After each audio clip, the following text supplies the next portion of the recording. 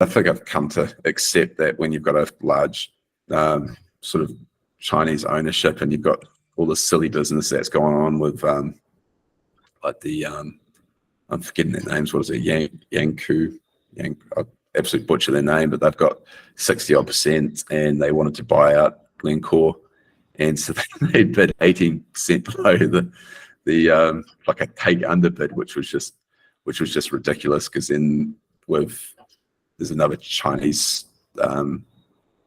sort of state-owned company that owns another 20%. They would have got up to the 90%, and they could have tried to take it private. Granted, I don't think they can with the Australian investment foreign investment board. That in 2012 they signed the agreement that they wouldn't take it private. So I don't think they'd get it past them anyway.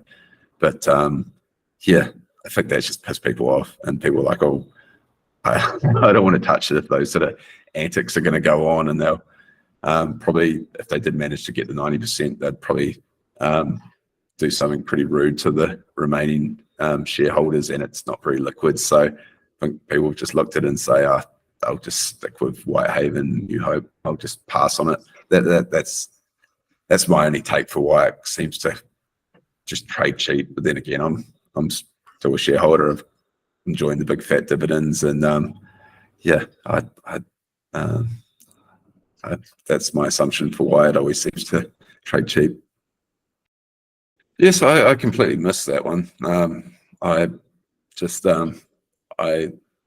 was far more focused on Stanmore at the time, and that got away on me. I also didn't like the like I live in Indonesia, and I kind of know how some of the Indonesian sort of families work here, and so there was the Golden Energy and Resources, which owned 60-odd% of Stanmore, and they were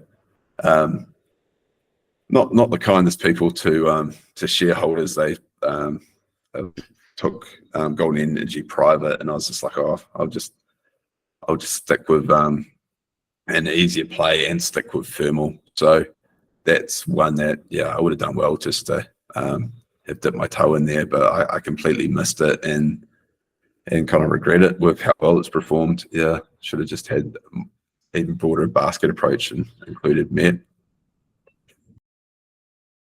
I'm still just a thermal coal producer. Yeah, the others around in areas. I think the oil production, I think they did 300,000 barrels a year. I think it's a year, so that's like 25 million or something against the coal thing. Yeah, whatever it was, 1.7 billion.